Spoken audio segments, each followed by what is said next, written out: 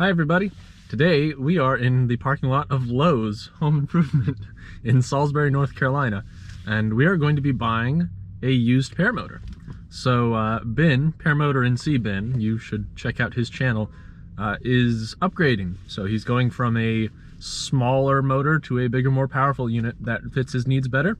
And I am looking for a smaller, mostly lighter paramotor. So we're here to buy it from him. So in this episode, we're going to talk about how to buy a used paramotor. It's a lot like a used car. There are good deals to be had, but you can also get ripped off pretty easily. So you need to know what you're looking for. As far as aviation goes, flying a paramotor is pretty cheap, but it's still, you know, $15,000 sometimes. So a great way to save money is to buy a used motor, and that's what we're here to do today. The biggest thing I'd recommend when buying a used motor is to do your research. Ideally, you'd be buying a motor that is still in production, on a frame that is still in production, with a harness that will fit you right. So you need to know what the motor is supposed to look and run like. You need to know what the frame is supposed to look like so you can assess any crash damage. And you need to know how to adjust a harness. Now the harness adjustment part, I'm going to leave up to an instructor, but at least I can talk to you about the frame and the engine part today. Now, I know Ben personally. He is also a former student of Mojo's flight school, which is where I learned to fly down in Charlotte, North Carolina. So I've got basically a done deal here. I know how he flies. I know he's taking care of this motor. I know it's never been crashed, but we're still going to look for all of these signs because it's important in the decision-making process. A crashed and repaired motor is not necessarily a don't buy, but it definitely lowers the value, and you need to know that you can get the parts to fix it after the fact. The frame itself is a Fresh Breeze Sport IX, if I'm not mistaken. It is a welded tube aluminum frame with hoop. The hoop sections come apart in 4 separate semicircle pieces. The netting should be tight. There is no netting tensioner, so we need to make sure that all of the netting is taut and not loose, which would be indicative of the hoop shape being changed, usually from a crash or a bump.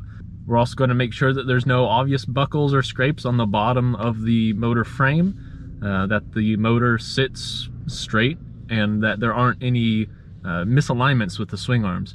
Now, this motor specifically achieves thrust offset by having its swing arms come out and then to the side, and that's just the way they felt like doing it. But when we see that, we're not going to freak out. It's supposed to have what looks like warped swing arms. On the motor side, we're going to make sure that, of course, it runs. So if you're going to buy a used motor, you obviously want to run it or have the owner run it for you, so you can, you know, obviously make sure that it's working. So we're going to want to check the noise level. This is going to be an Atom 80. They have a very particular noise when running. It's almost like a supercharger whine. You don't want that to be too excessive. It could be a sign of bad gearbox maintenance or low oil. We're also going to make sure that the engine mounts are still stiff. They're not worn out, cracking, breaking, flopping around anywhere. The propeller isn't trying to come in contact with the cage. There's no chips in the prop. Pull starter is clean and clear. The throttle, of course, opens and closes normally. Basically everything you do in a pre-flight. But we're paying extra attention because it's pretty much the first time you've ever seen this specific frame. And because it's got fairly high hours, we expect this motor to have some signs of use. So there's probably going to be soot around the exhaust. The exhaust pipe is probably going to be slightly discolored from the heat. We're going to make sure that the conveyor fan, there's a small fan in the back of the engine, spins and works as it should to cool the engine head. And we're also going to make sure that the pull start isn't falling apart or missing or catching and then slipping, anything like that. So part of it is understanding the gear you're getting. The other part is understanding the age of the gear and what that means the gear should look like. All that put together with the history of the previous owner, or what the previous owner claims, should give you a good idea of whether or not what you're getting is a good buy. Paramotors kind of depreciate like cars. They're not a great investment, and once they're used, they start going downhill. So you can usually find a pretty good deal on them, but you can also get duped out of it. Anyways, let's wait for Ben, and when he gets here, we'll check out his motor.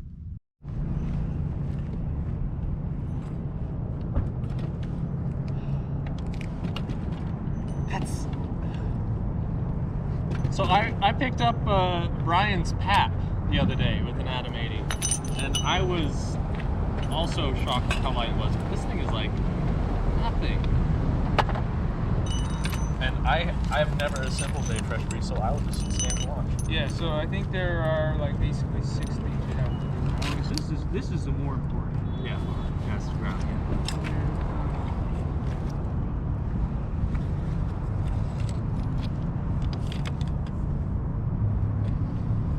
Pretty simple. So that's good. So let's go to the cage. Little pin inside of it. So make sure that I see the hole. Yeah. There. Just before I came over here, I did start it, so it's Probably doesn't need much. fully pressurized. Yeah. Just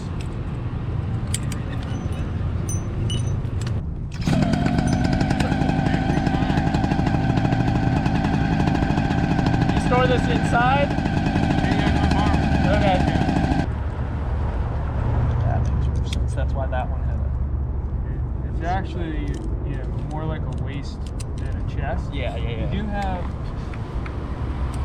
this Okay, guy sternum for your strap. chest, although it's. I guess that really would just ensure that your shoulders don't slip. Yeah, it keeps the straps. If you're wearing like a slicky jacket.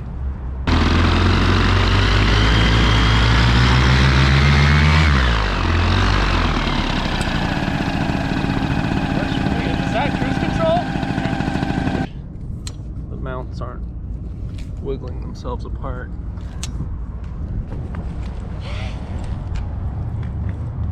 The underside. Well, Other than paint, if they've but- had hard landings. So, for example, that was probably a hard landing, I expect, although Yeah, I don't recall any. It's not flattened.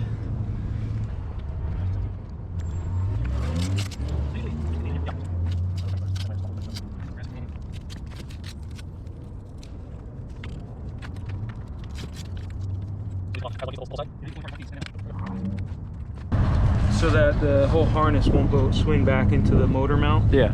And it has basically paracord, and it broke somewhere down here, and I just tied a knot.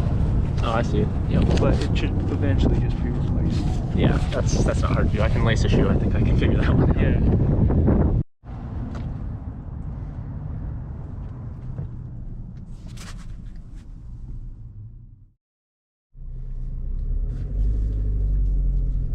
Well, guys, as you can see,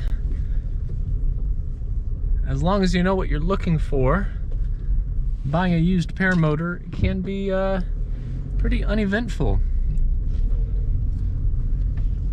The biggest catch is figuring out whether or not what you're getting is a good deal.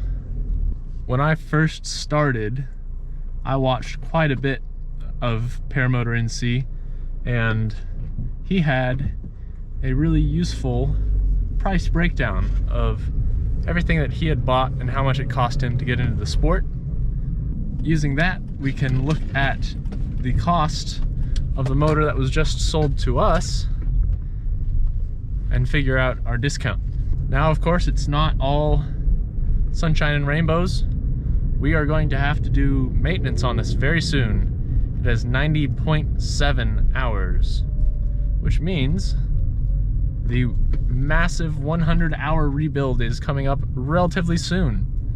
Runs top, it's great right now, but maintenance intervals are meant to be done so that you don't have a maintenance problem once you get in the air. All in all, big thanks to Ben, Paramotor NC, for the awesome motor at a good deal. If you haven't checked out his channel, do it. It's really informative, and he goes really in depth with a lot of different topics. If you like this kind of content, please consider subscribing and or liking this video. We'll be flying this motor here soon enough. Until then, thanks for watching, and I hope you guys have a great day.